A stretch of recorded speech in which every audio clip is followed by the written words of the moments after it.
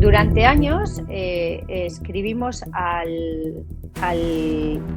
la oficina del coroner y nos atendía un funcionario.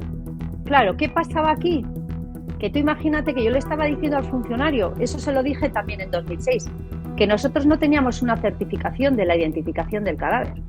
Entonces, ¿qué pasaba para los ingleses? Pues que los ingleses tampoco tenían la constancia de que el cadáver que habíamos enterrado era mi hermano.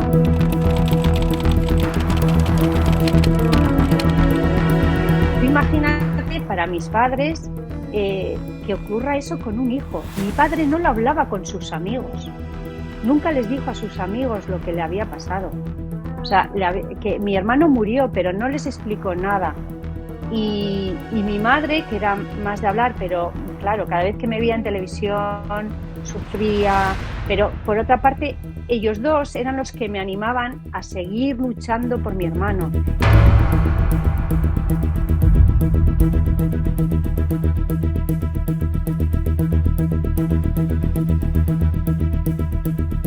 Mis padres han muerto en la cama conmigo y los dos me han dicho que estaban súper orgullosos de mí, que nadie habría defendido a mi hermano como lo he hecho yo y la verdad que para mí ha sido un orgullo como hija y como hermana defender los derechos de mi hermano, porque se han vulnerado los derechos fundamentales al no haber ninguna investigación, a llevarnos a una tortura a mis padres, que mi madre se murió sin saber si era mi hermano la persona que enterramos. Yo lo mínimo que puedo decir es que son unos sinvergüenzas.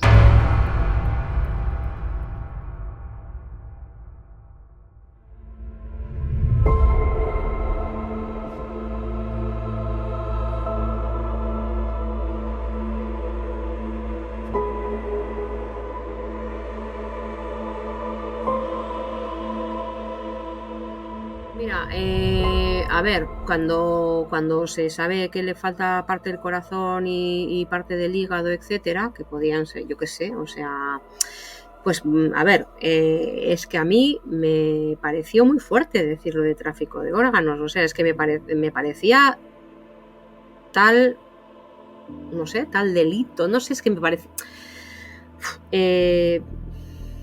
me pareció, no sé, muy difícil aceptar esa idea del tráfico de órganos, ¿no? Luego viendo, a ver, pero me acuerdo además que en su momento fuimos a, no sé, creo que nos daba tanto miedo hablar de lo del tráfico de órganos que no lo decíamos, casi no lo verbalizábamos porque pensábamos que nos iban a denunciar si decíamos que había habido un tráfico de órganos, ¿no? Y sin embargo, fuimos, a mi prima le llamaron de Cuarto Milenio, mi prima dijo, yo voy a todos los sitios donde me llamen porque yo quiero que la gente sepa el caso de mi primo y ya está, y voy a hablar con quien me diga que quiere hablar conmigo y escuchar el caso. Y me acuerdo que fue García Montes y bueno, y sobre todo García Montes, que siendo abogado, pues dijo, no, esto parece claramente un caso de tráfico de órganos. Y dijo, si lo ha dicho él, quiero decir, porque nosotros no nos atrevíamos a decirlo, porque pensábamos que era tan grave que nos podrían haber puesto una denuncia. Con el tiempo que pienso, pues mira, podría ser perfectamente también que efectivamente con esa desidia y con esa negligencia que han tratado el caso, pues que hubieran cogido los órganos, los hubieran puesto en una bolsa y se los hubiera, yo qué sé, o sea, pues parte se han quedado, parte no, algunos se han metido, otros no, es decir, en principio ese caso no les iba a dar problema. El problema ha sido que la familia ha preguntado. El problema ha sido que detrás de Miguel Ángel había una familia que le quería, que quería saber de él, que quería que quería respuestas y que empezó a preguntar. Pero yo creo que no esperaban todo aquello. Entonces yo creo que lo hicieron todo mal. Y por eso te digo que creo que ese cúmulo de cuestiones mal hechas son las que han emponzoñado y han oscurecido y han esto mucho más si cabe el caso. ¿Que ha habido tráfico de órganos? Pues no lo sé, porque el forense dice no podría decir ni que sí ni que no. Sí faltan. ¿Podría ser? Sí, pero no creo.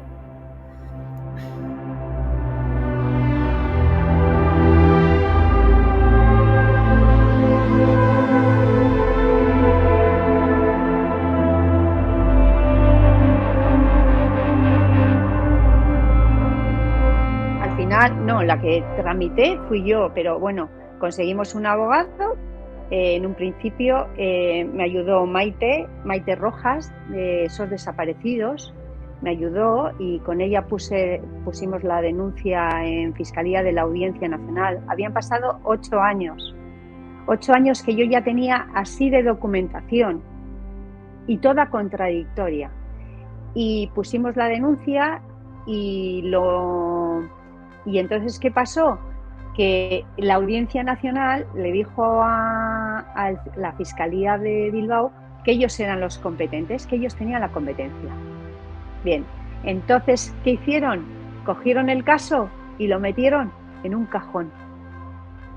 Yo en 5 años que estuve en Fiscalía de la Audiencia Nacional me había reunido, bueno, ya hasta el final, que ya conseguí yo me había reunido en 2 ocasiones con la fiscal. Y en una ocasión que me reúno con ella, va y me enseña papeles suecos. Y le digo yo, pero si estos papeles suecos tienen que ver con la identificación. Les había entregado la policía sueca 2 años antes a la Fiscalía de la Audiencia Nacional y lo habían metido en un cajón. Y cuando voy allí les digo, pero si esto tiene algo que ver con la identificación. Le digo, ¿me das esos papeles que los voy a llevar a traducir? Y me dice, no, los tengo que traducir yo porque no te puedo dar esta documentación. Bueno, pues cuando me entregan, lo que dicen es que no hay ningún documento de la identificación en septiembre de mi hermano. Ningún papel. Y entonces lo que hacen es decir que había un molde de su dedo índice, pero ¿qué pasa?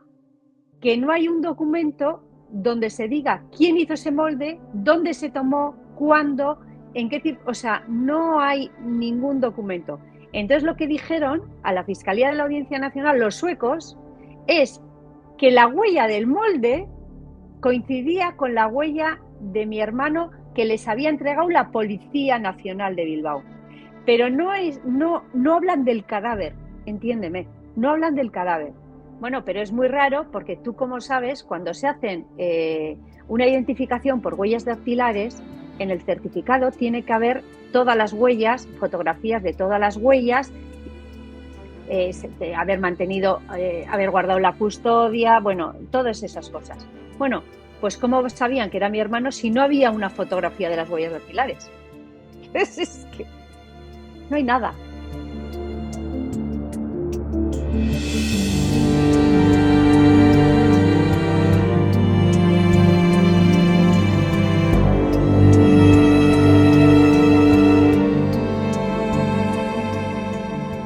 Sí. A ver, en Suecia yo creo que, vamos, les sentó fatal.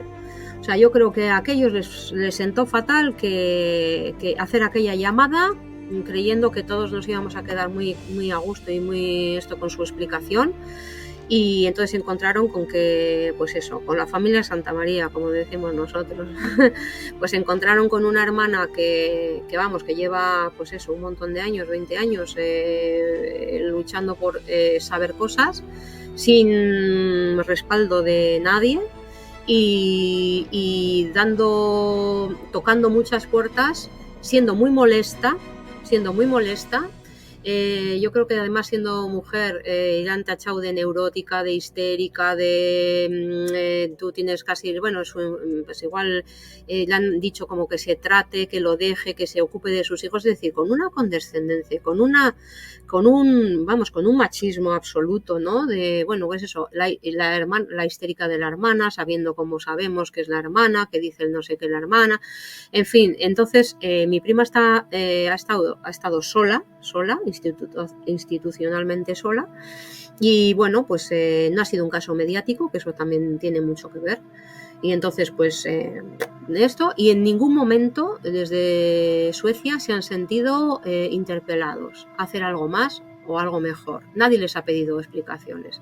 No sé si ahora, con las denuncias que le van a admitir a trámite a mi prima, pues pasará algo o no. Yo creo que no. O sea, yo creo que no. No va a llegar nunca el agua al río aquí para nadie. Para nadie. Y mi prima se la quitan de encima rápidamente en todos los sitios. Y ella ya también, yo creo que ha adoptado esa, ya adopta es que vamos, ha sido tantos noes, tantas, es decir, a nivel privado, a mi prima mucha gente le ha dicho muchas cosas, le ha manifestado su opinión que coincidía con efectivamente esto está mal hecho, esto puede ser así, esto puede ser así, pero a nivel público nadie ha querido ir para adelante con este caso. Entonces te da mucha más rabia.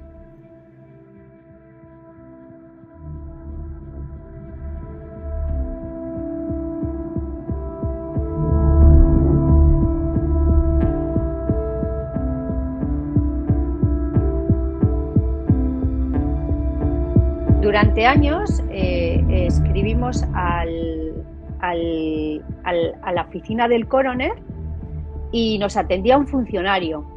Claro, ¿qué pasaba aquí? Que tú imagínate que yo le estaba diciendo al funcionario, eso se lo dije también en 2006, que nosotros no teníamos una certificación de la identificación del cadáver. Entonces, ¿qué pasaba para los ingleses? Pues que los ingleses tampoco tenían la constancia de que el cadáver que habíamos enterrado era mi hermano. Entonces ellos, ¿qué hicieron? Pasar del tema, porque en teoría mi hermano no era inglés. Entonces ellos pasaron. Los españoles, ¿qué hicieron? Pasar del tema, porque era una movida que no les iba a resultar, a ellos no les beneficiaba en nada, y lo único que era que se iban a tener un problema con Suecia. Entonces, ¿qué hicieron? Pasar del tema. Y los suecos, que nosotros en ese momento creíamos que éramos la leche, o sea, los españoles, en Suecia,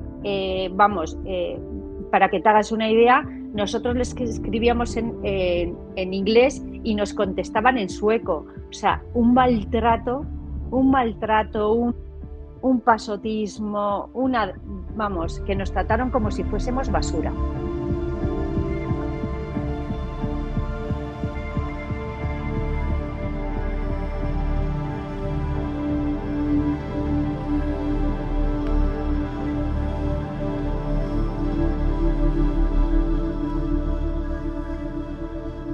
Estábamos haciendo nosotros un poco también el podcast nuestro y esto, pues comentábamos, Josi, ya tienes cualquier problema cuando estás en el extranjero, es que me da igual hasta haber perdido el carnet de identidad, ya es un lío, casi, ¿no? Pues porque tienes que empezar a recorrer instancias, consulado, cualquier cosita, es que te pones enfermo en el extranjero, yo qué sé, cualquier cosa, pues no queramos imaginar, o sea, mi prima lo sabe, pero vamos, es para quien esté escuchando esto, que sepa que bueno, pues que ha habido cosas tan feas como, por ejemplo, que no hayan contestado ni siquiera en inglés o ni siquiera en español, que creo que para una instancia como es un consulado, que bueno, en algunos otros casos se jactan de que el consulado está allí con los españoles, que tal, que no sé cuántos, en este caso ha sido no ha habido ninguna ayuda, ni siquiera en la traducción, que puede incluso que hasta las propias traducciones hubieran sido erróneas y que por eso también la cosa haya cosas que se hayan entendido mal. Bueno, hay cosas que no, es decir, si no se ha hecho una identificación del cadáver de una forma como se tiene que hacer, ahí no hay duda alguna, no se ha hecho y eso no es admisible de ninguna manera. Pero incluso la traducción a veces es muy importante, ¿no? Es como la película esta de Lost in Translation, o sea, que quiere decir, o sea, que podemos entender dos cosas muy diferentes en una traducción cuando no tenemos el contexto ni nada, ¿no? Entonces, no ha habido ninguna ayuda en cuanto al idioma, pero tampoco en cuanto a que a mi prima, habiendo ido a Suecia a poner la denuncia a no sé qué, no sé cuántos, pues le hayan ayudado. La última vez que fue, por ejemplo, contó el caso, miró un policía que le atendió, miró el fichero y dijo: hombre, pero si aquí hay cosas, aquí habría que poner una denuncia a la policía sueca. Claro, han pasado tantos años que ya supongo que habrá otros métodos de trabajo, que habrá gente que igual que funcionará afortunadamente de otra manera, esperemos, y que ve hasta que su propia gente no ha hecho las cosas como debería haberlas hecho, ¿no? Entonces, el hecho de que además este caso sea eso, como dices tú, España, Suecia, Inglaterra y las traducciones y lo que tiene que hacer uno y lo que tiene que hacer otro, ha servido también para que, bueno, pues entre medias haya todos las confusiones y malos entendimientos posibles, pero además ha sido un constante, efectivamente. No es mi competencia, el delito se ha cometido en Suecia, pues que se encargue Suecia, el delito se ha cometido en España, que se encargue España, no sé qué, y pasándose la pelota años y años hasta que el caso prescribe, y entonces ya pues se acabó, y se ha acabado, y no hay más. Y no les importa lo que se hayan llevado por delante, porque ya la víctima original es Miguel Ángel, pero ya aquí hay muchas víctimas, pero como en todos los casos, por favor. O sea, la víctima, la persona desaparecida, la persona muerta, etcétera, pero luego lo que deja todo, ¿no? O sea, y yo me acuerdo, bueno, no sé, o sea, hace poco nosotros estuvimos hablando del caso de Seila, ¿no? De Seila, no, Débora, jolín, perdóname. Débora Fernández. Eso es, pero bueno, que la familia estaba ya después de muchos años muy cansada, y la hermana, que le pudimos entrevistar también en el podcast, nos decía que ella volvería 1000 veces a hacerlo, pese a que sabía que su vida personal y muchas personas de su contexto cercano habían soportado mucho, incluso con las decisiones que haya podido tomar ella de seguir aquí o tal, o no poder dedicar tiempo a muchas otras cosas, pues por la necesidad de aclaración de este tema, ¿no? Entonces ya ves que la mancha se va extendiendo ya entre tu círculo, entre las conversaciones que tienes, que son siempre alrededor de ese tema que te quita la energía. Bueno, mi prima muchas veces dice, jolín, es que yo siento a veces que yo que sé, que el tiempo que le dedico a esto es tiempo que he dejado de dedicar a mi propia vida y a la vida de mi familia y de mis hijos, ¿no? Y fíjate, y al final probablemente para que nunca tengas esa respuesta, ¿no? Ella ha aprendido, yo creo que ha aprendido muchísimas cosas, ha podido ayudar a mucha gente, ha podido dejar un poco la voz de quienes no tienen esa voz para poder entender que esto efectivamente puede pasarle a cualquiera y que cuando te pasa una cosa de estas, pues madre mía, pues lo primero que tienes que hacer no es ni esto que hicimos nosotros, sino esto y esto para empezar a que la cosa funcione bien, ¿no? Entonces seguramente pues ha podido ayudar a mucha gente, pero también la factura es muy alta, ¿no? El coste personal, familiar, es muy, muy, muy alto, aunque estoy segura de que mi prima también diría que si volvieran a hacer, volvería a hacer exactamente lo mismo. O sea, quiero decir, a que si no, lo haría mejor, pero seguramente le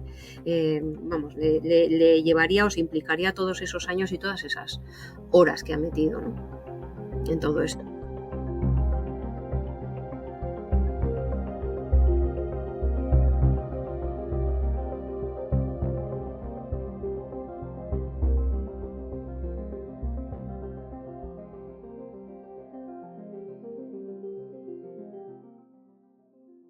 Pues el tema es que yo escribo, bueno, como ya veo que lleva 5 años en la Audiencia Nacional en un cajón, pues tú me vas a decir mi confianza en la Audiencia Nacional. Es 0 bajo 0. Bien, entonces, ¿qué hago? Escribo a la oficina del Coroneles y me dan un permiso de sumación, que es muy raro porque había pasado más de 10 años a un ciudadano que no era inglés. O sea, imagínate, para que me den esa certificación. Entonces, ¿qué hago yo? Voy y le digo a la Fiscalía, mira, los de la Fiscalía de la Audiencia Nacional, ¿qué hacen? En vez de ayudarme, se enfadan porque yo he pedido ese certificado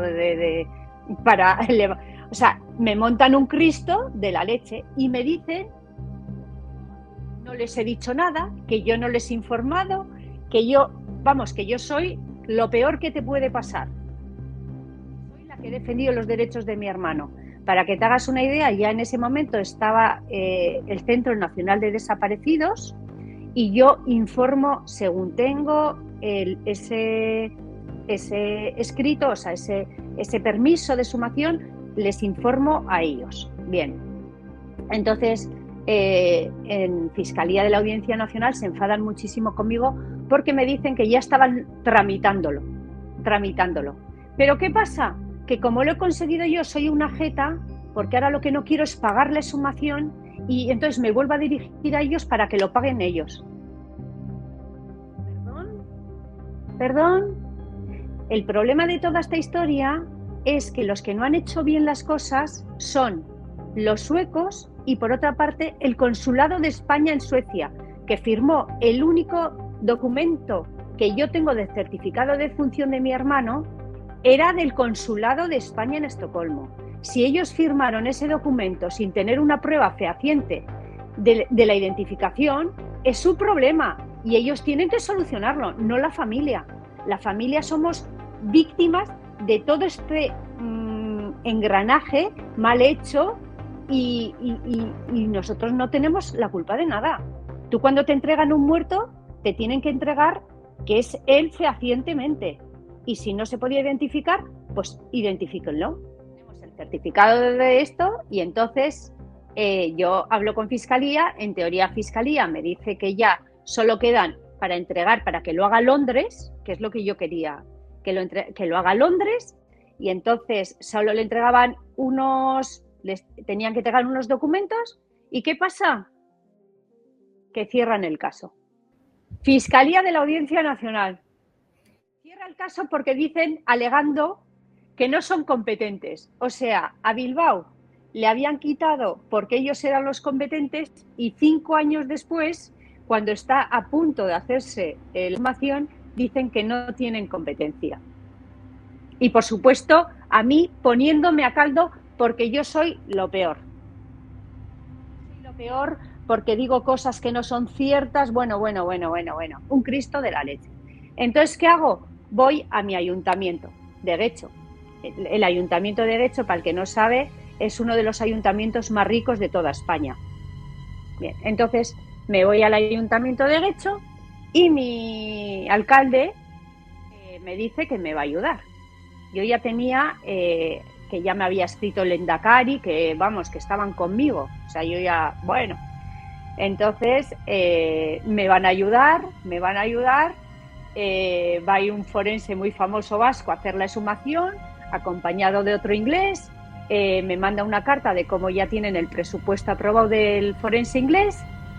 ¿Y qué pasa? Que se me iba a caducar porque el permiso de exhumación era 1 año. Entonces se me caducaba y mi alcalde me dice que pida un segundo. Bien, pido el segundo. Cuando voy en septiembre, en octubre, que ya en vez de mi alcalde ahora han puesto una alcaldesa, voy a su despacho y me entregan un informe médico pericial de este famoso forense vasco y dice que el cadáver estaba perfectamente identificado, que había muerto ahogado, que no había sido correcto. Y pienso yo, basándose en los documentos que yo les había dado. Pero para que te hagas una idea, yo viajé, antes de hacer esto con el ayuntamiento, fui a la misma comisaría donde dijeron que mi hermano estaba muerto, en Suecia, en Estocolmo. Y entonces me presento allí y me atiende el jefe de la comisaría. Y entonces, cuando ve su propia documentación, que no le entregué nada, más el informe de Londres, va y me da una denuncia donde dice: la hermana del desaparecido dice, ¿qué tal? La hermana del desaparecido, y me pregunta que a ver cuándo le vimos a mi hermano por última vez. La misma comisaría que dijo que mi hermano estaba muerto, dijo luego que estaba desaparecido. Y yo pensando, tengo un certificado de defunción de mi hermano, tengo un cadáver y tengo una denuncia donde dicen los suecos que está desaparecido. Y la Fiscalía de la Audiencia Nacional, con toda esa información, cierra el caso y mi ayuntamiento dice que todo es correcto. Claro, mi madre, que ya llevaba un montón de años, tú imagínate, para mi madre, todo lo que supuso esto. Para mi madre, a partir de que pasó eso, dijo que no quería seguir viviendo. Mi madre se murió al de 4 meses, entiéndeme. Mi madre dijo que hasta aquí había llegado. Se metió en la cama, bueno, la cuestión. ¿Y qué pasó? Que luego seguimos bebando y llega mi madre, deja de comer, se deja las pastillas, o sea, tal. Y entonces, ¿qué pasa? Se muere mi madre justo el 2 de marzo y llega la pandemia. Entonces, ya no se puede hacer la exhumación. Bien. Entonces, ¿qué hago? Pido un tercer permiso. ¿Y qué hacen los ingleses? Me lo dan. Me dan 3 permisos y los de españoles diciendo y los vascos diciendo que todo era correcto. Y los ingleses me dicen, exhuma el cadáver. Vale. Entonces, ¿qué pasa? Que una productora, Cuarzo, me hace un documental para Discovery, El hombre sin corazón, y entonces se exhuma el cadáver para ver si era mi hermano y si realmente le faltaba el corazón, como habían dicho los ingleses. Porque en el informe ese que me había hecho el forense vasco decía que, vamos, que entre el mare magnum de cosas, que yo estaba diciendo una chorrada, porque, vamos, que entre el mare magnum de cosas, por allí había el cadáver. Vale. Entonces, se hace la exhumación y entonces sí se hacen las pruebas de ADN. Es mi hermano la persona que enterramos. Pero lo que pasa es que los pulmones son normales, tal y como habían dicho los ingleses. Mi hermano no había muerto ahogado. La policía sueca decía que no era posible identificar porque había estado muchísimo tiempo en el agua. Pues resulta que en el agua no estuvo muchísimo tiempo, ni mucho menos, y llevaba muerto mucho tiempo, pero fuera del agua. Entiéndeme. O sea, resultó que era un homicidio. Nada, no se había tirado desde ningún barco procedente de Finlandia, no se había tirado desde ningún puente, no había muerto ahogado, y lo que había pasado es que nadie investigó un homicidio. Pero el problema de toda esta historia es si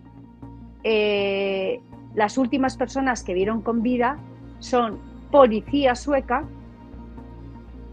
Entonces, lo que me dijo a mí el policía que me dijo que lo de la hermana del desaparecido era que en Suecia la fecha de la muerte es la última vez que vieron con vida a esa persona, que tenían que haber puesto el día de la comisaría. Pero si ponen ese día, ¿qué pasa? Tienen que hacer constar lo de la comisaría. Entonces obviaron todo eso.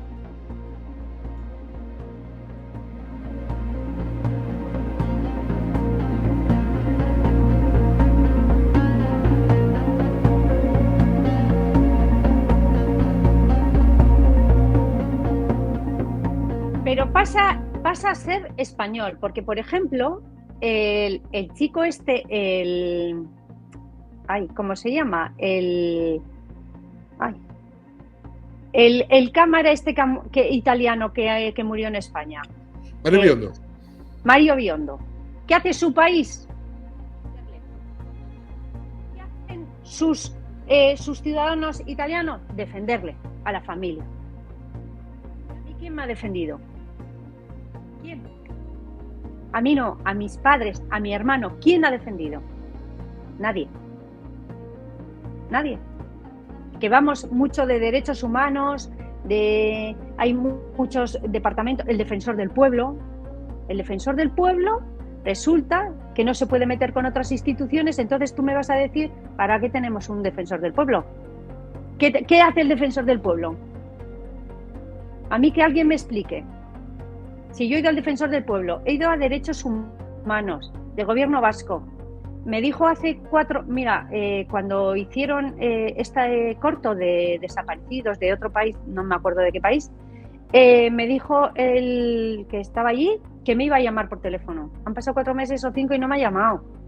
La Ertzaintza cada vez que me ve me dice, te llamo, aquí estoy. Saben mi número, nadie me llama.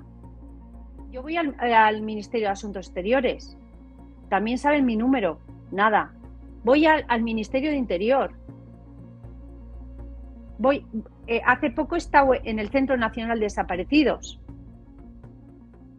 Y les cuento todo. Y les digo todo. Es más, di una charla justo cuando hicimos la sumación, me invitaron a dar una charla a todos los jefes de homicidios de España, que estaba la Archancha, estaba Policía Nacional, estaba Guardia Civil y todo, y presenté todo lo del documental. ¿Sabes lo que es? Con datos y con todo. ¿Tú crees que a mí alguien me ha llamado? ¿Tú crees que alguien me ha preguntado algo? ¿Y luego yo soy la loca? ¿Perdón?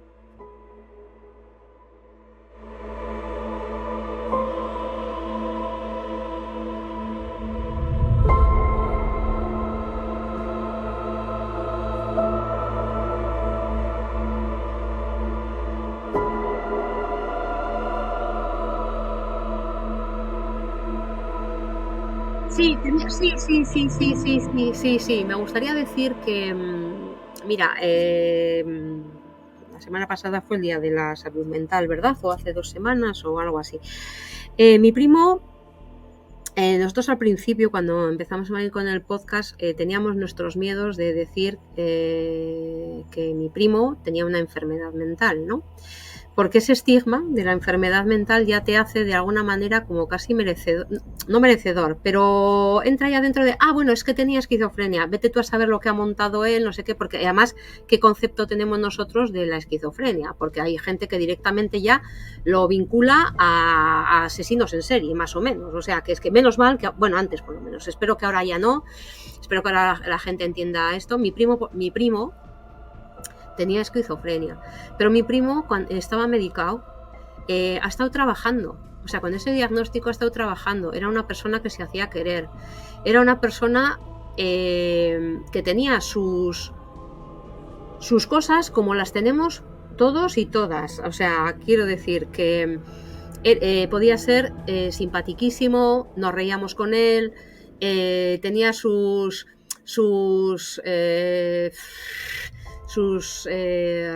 rarezas, como las tengo yo, como las tiene mi prima, como las tiene todo el mundo. A veces, bueno, pues la enfermedad le podía jugar una mala pasada, pero siempre contra él, no contra nadie. Y entonces, bueno, él ya sabía, él era consciente de que a él tener ese diagnóstico le coartaba su vida. Él hubiera querido poder funcionar normalmente, ¿no? Y yo creo que, y yo siempre digo que ese amor por viajar, por ir solo, era como una especie de para él un acto de adquirir cultura y de demostrar su independencia, es decir, que no tenía que estar determinado ni por esa enfermedad, ni por esas pastillas, ni por esa medicación, y que podía vivir, ¿no? Y para él era súper importante, hacía amigos allí donde fuera, tenía sus propios amigos aquí, también tenía su cuadrilla, que llamamos aquí en el País Vasco, su gente, para salir, para reírse, para tal. A veces tenía que estar ingresado, pues porque a veces le daba muchísima rabia el depender de esa medicación, pero mi primo no creemos que nunca que se haya, porque antes yo creo que, yo qué sé, que hace una puñeta a alguien antes que... Mi primo no era una persona depresiva, ni nunca ha manifestado un deseo de morir, ni de hacerse daño a sí mismo, ni nada. Esto no nos cuadra con lo que ha sido él. Y quisiera reivindicar un poco que, bueno, pues eso, que yo creo que entre las cuestiones que han hecho mal en Suecia, mucho ha tenido que ver esa desidia y esa dejadez, también ha tenido mucho que ver con ese diagnóstico. Entonces, no solamente estamos hablando de Suecia, Inglaterra, etcétera, sino de una persona a la que se le considera excluida socialmente, con dificultades, con una enfermedad mental, y entonces es persona de segunda o de tercera, como son todas las personas que tienen una patología mental, ¿no? Y bueno, pues que las cosas están cambiando y cada vez hay más voces que hablan sobre esto, pero bueno, ese estigma sigue, tendrá que pasar muchos años para que las cosas cambien y yo creo que parte de todo lo que le pasó a mi primo también tuvo que ver con, bueno, pues un cúmulo de circunstancias, pero también con que quienes podían haber hecho algo, pues no sé, pensaron que era un desclasado que había aparecido por ahí y que a nadie le importaría dónde acabara. Y era un tipo generoso y majo y eso, ¿no? Que también no debemos confundir eso, esquizofrenia con cosas muy raras y con cosas tal, porque no es así.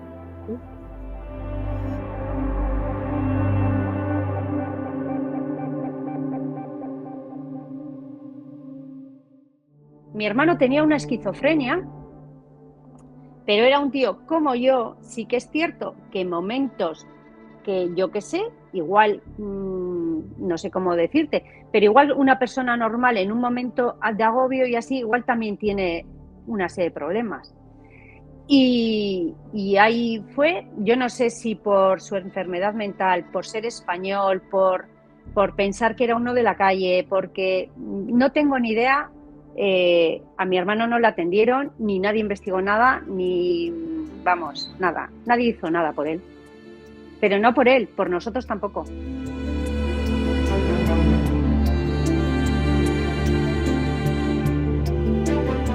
He puesto 2 denuncias, una contra Suecia y otra contra España.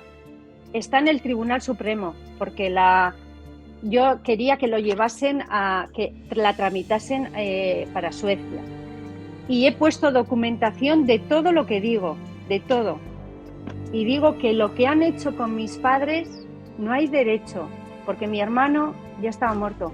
O sea, pero lo que han hecho con mis padres, yo no lo perdono. Mi padre se ha muerto odiando a todo el mundo, diciendo que cómo le han hecho eso a su hijo. O sea, increíble, increíble.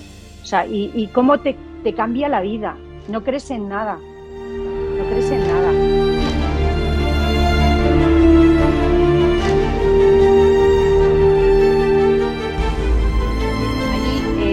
Lo único bueno que tiene es que en Suecia los homicidios no prescriben. Ahora yo tengo un informe médico pericial que dice, entiéndeme, que no ha muerto ahogado. No tengo ni la menor idea, pero de todas maneras, o sea, los suecos no se lo harán, porque para que te hagas una idea, hace más de un año puse la denuncia y según la directiva, o sea, nosotros como víctimas de delitos violentos en Europa hay unos derechos. Bien, pues lo que dice es que si tú no eres competente, automáticamente tienes que mandarlo al país donde es competente. O sea, la Fiscalía de la Audiencia Nacional lo tenía que haber dado traslado a Suecia. La primera vez que yo denuncié en 2006, en febrero del 2006, lo tenían que haber dado traslado a Suecia. Yo ahora he puesto eso y la jueza de Bilbao me ha estado como diciendo que nada, que no me hacía nada. Ha tenido que ser el Tribunal Superior de Vizcaya el que le ha dicho que lo mande a Suecia, que yo tengo razón. Pero es que ha pasado un año. O sea, lo que te hacen es, cuando eres víctima, lo que te hacen en este país, si están involucradas instituciones, lo que te hacen es hacer perder el tiempo y que el tiempo se alargue para que prescriban los delitos. Eso es lo que te hacen. Y te sientes fatal, no. Lo siguiente. Y lo que no es normal es, yo tengo una asociación de desaparecidos, en un Agol Cartea, y estoy en contacto con todas las personas desaparecidas, con la abuela de la niña esta que ya has hecho de Villar, la niña esta, que murió, que nosotros estamos a favor de los abuelos, entiéndeme, que la niña no pudo marcharse sola y bueno, en fin. Y entonces, pues es lo que hay, que tenemos que tener mucho más apoyo de las instituciones. Y lo que no te pueden hacer las instituciones es, como con el caso de mi hermano, que estamos diciendo que el Parlamento Europeo ha dicho que puede ser trata de personas, que se tiene que investigar sí o sí. que tenían que haber abierto una investigación obligatoriamente. Nadie ha hecho absolutamente nada. Si lo han tirado a la basura los órganos, pues alguien lo tiene que decir, ¿sabes lo que te digo?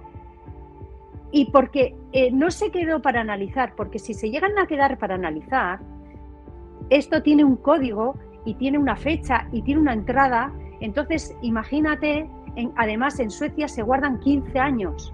O sea, en 15 años a mí me podían haber dado una explicación lógica, pero no lo tienen allí porque si no me lo habrían dicho. O sea, la única posibilidad es que lo hayan tirado, pero si lo han tirado, me lo tenían que haber dicho y tenían que haber abierto una investigación para ver si es cierto o no.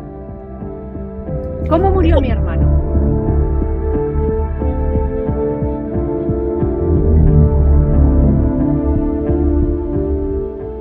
Bueno, el documental, que es súper bueno, que se ha estrenado en 250 países, menos en España, o sea, es algo increíble. Hace año y medio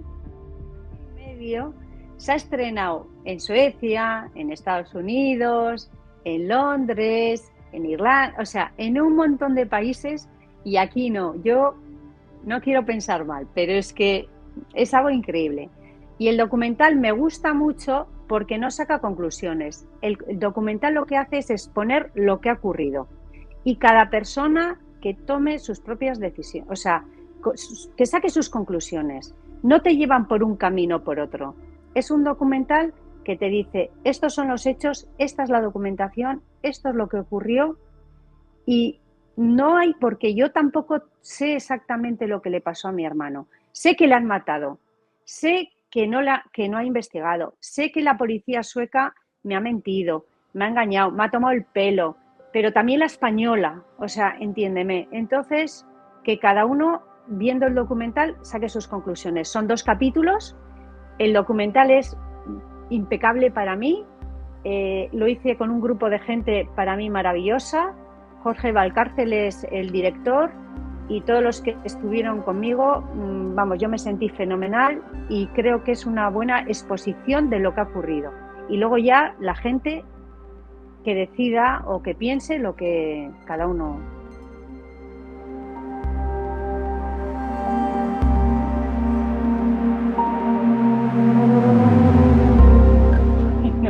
Pues la verdad que sí.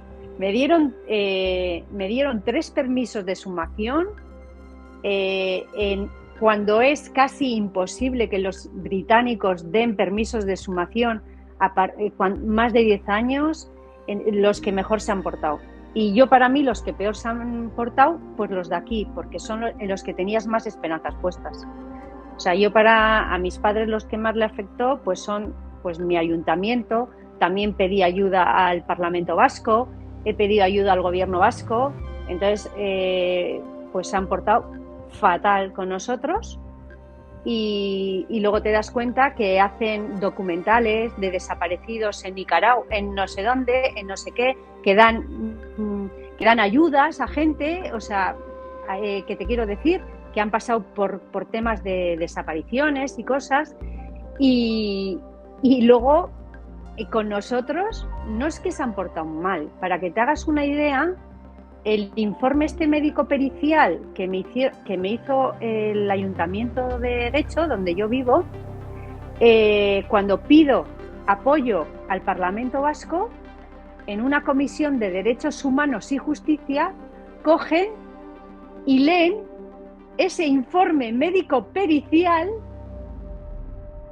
público, o sea, ese informe pericial que fue sin mi permiso, yo no tenía ni idea que me estaban haciendo un informe médico pericial, y lo leen públicamente y está en internet, parte de ese informe médico pericial. Y lo que me llama muchísimo la atención es que cuando yo pido toda la documentación a la Policía Nacional de Bilbao, me dicen que no me la pueden dar por protección de datos, y en cambio esos mismos que defienden lo de la protección de datos lo leen, un informe médico que fue sin mi permiso, sin mi autorización, lo leen, y lo que me dice la Agencia de Protección de Datos es que mi hermano, al estar muerto, no tiene ningún derecho. Entonces, ¿por qué no me han dado todos esos documentos de él? Entiéndeme lo que me pasa. O sea, entre instituciones, pues se defienden de una forma que vamos.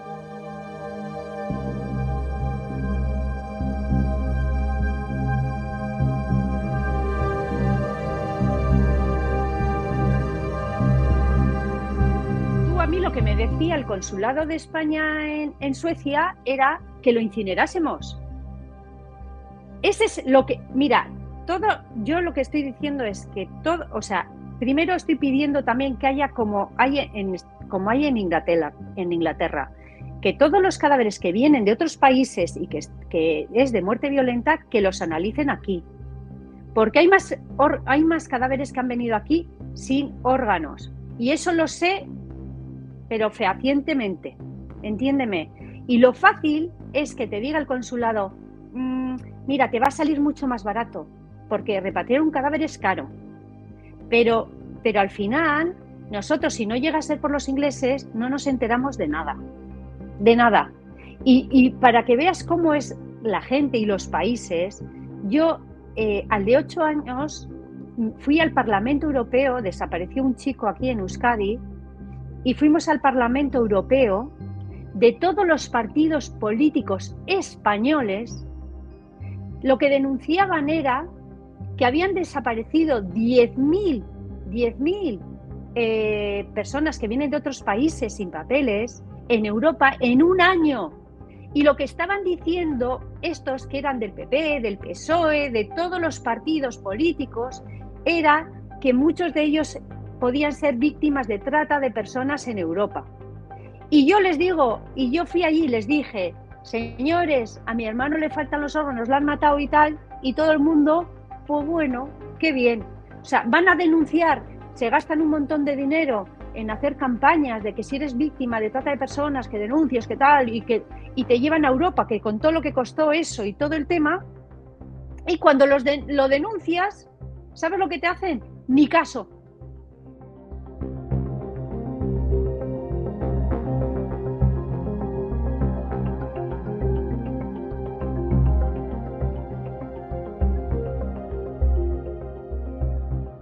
Pues mi hermano era un tipo peculiar. Era súper buena persona. En la calle era de ayudar, muy buen tío. Mi hermano estuvo trabajando en un hospital en Londres, 2 años de celador, y en un momento que mi padre fue a Londres, siempre recordaba que cuando les vieron salieron todos en la ventana, Mitchell. Mi hermano era un buen tío, y si mi hermano llega a ser el peor tío que existe, no se merecía lo que le ha pasado.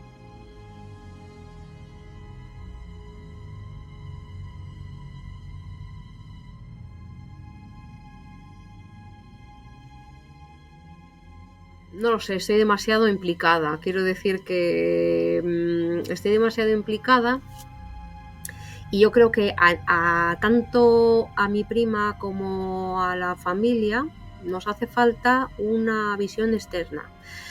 Por ejemplo, cuando estuvimos hablando con Óscar Tarruella, yo creo que él, que me parece una persona, vamos, más viva, y, o sea, me parece un fenómeno el hombre este, con la documentación y con las cosillas que mi prima le pasó, ya pudo tener otra visión. Nosotros que nosotros somos, yo creo que tal vez poco racionales y muy emocionales, y eso también es un hándicap, porque a veces las emociones te nublan un poco las entendederas, ¿no?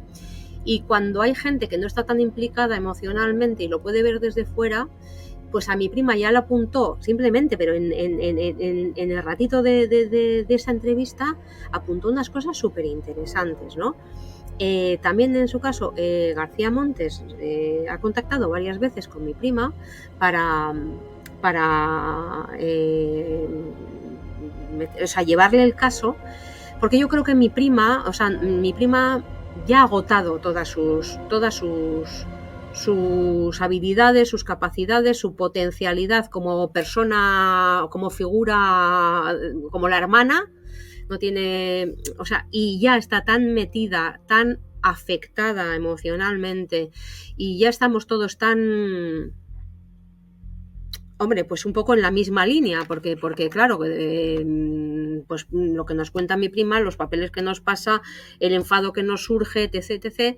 Y tampoco, y yo, bueno, como criminóloga nunca he ejercido como tal, yo lo hice porque me trabajaba en prisión y bueno, pues me gustaba un poco el tema, pero no he estudiado el caso desde ese punto de vista, ni me he podido sustraer a la emoción, o sea, a las emociones vinculadas a un familiar.